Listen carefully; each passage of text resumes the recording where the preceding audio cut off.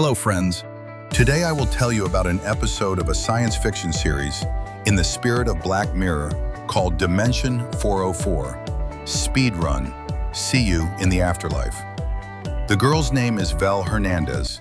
She is a bold and promising gamer with the nickname Speedrun, dreaming of greatness. But for now, her dreams are unreachable, as they require a huge amount of time and effort. The year is 2017. One day, her father Carlos sends his daughter to a job interview at a diner. She promises to go, but her boyfriend is already waiting for her outside the house, having arrived in his car. The couple heads to a tournament because if Vel wins, she will receive $10,000 and will be able to move out from her father's house. Her boyfriend tells her that her opponent will be Kilohertz, the constant winner of all tournaments. The players are ready, and it is time to begin. Speedrun gains points and reaches the top of the leaderboard. Kilohertz wins the first round. The crowd cheers. He gives high fives to his fans and then closes his eyes and defeats his opponents without even looking at the screen. Vel does not give up, and eventually only the two of them remain in the game. Victory is just one step away for Speedrun, but she suddenly turns aside. Vel wants to obtain the Trophy of Glory, but Kilohertz sees right through her, and the ending begins. Another victory for the champion. Nevertheless, Vel reaches the final. She is confused about how her opponent manages to play like that. Kilohertz approaches her, mocks her, and then leaves to take selfies with fans. While Evan goes to get the car, a man named Kojima approaches Vel and tells her that he knows the secret to victory. He intrigues her with a strange comment, but before she can say anything, Kojima hands her his business card and walks away. When Vel returns home, she has to lie to her father. Carlos is furious. Vel not only skipped the job interview, but also forgot about her grandmother, forcing him to take time off work and almost lose his job. Vel tells him the truth about where she was during the day, which makes him even angrier. He orders her to go to the diner the next day and ask for an interview. However, Vel says that the tournament final is also taking place the next day, and that it is far more important for her future. Her father tries to explain that online games have no future and that she is too selfish, but Vel ignores him and goes to her room. Later, she watches a podcast about the game, notices Kojima's business card, and remembers what he said about victory. Vel decides to visit the address on the card. At the gaming cafe called Golden Saucer, several people are playing video games. Kojima approaches her and offers to play. Vel still does not understand why she is there, but she starts playing and immediately loses. Kojima hands her a bottle of an energy drink called Impulse 9. Vel takes a small sip, and suddenly everything she perceives begins to move in slow motion. A game that was impossible for her to play before now becomes extremely easy. Suddenly, Vel seems to wake up and finds herself sitting at a table across from Kojima. He explains that Impulse 9 stretches time for the person who drinks it, and that an hour has passed since she took the sip. The duration of the stretched time depends on how much of the drink is consumed, and each bottle costs $500, which shocks Vel.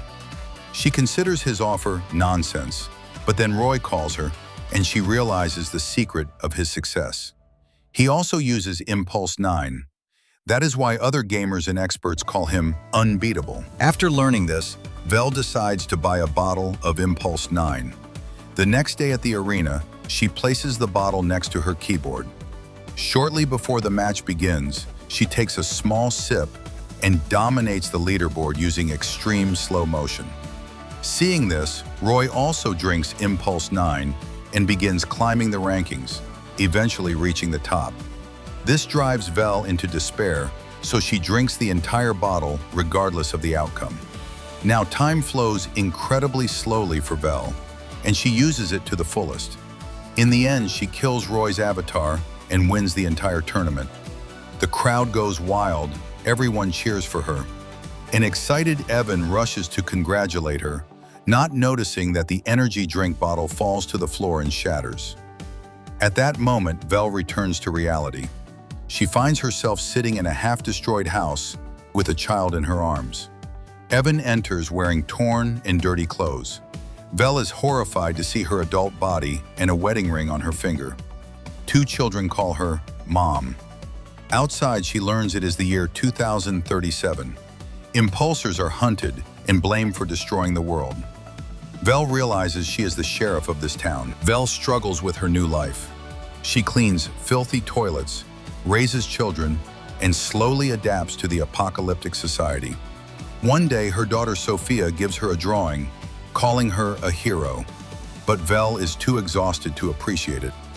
At home, she discovers her favorite game, Firefield, powered by a bicycle generator. She agrees to play one round. Hours pass and Evan bursts in, saying Vel missed her guard shift.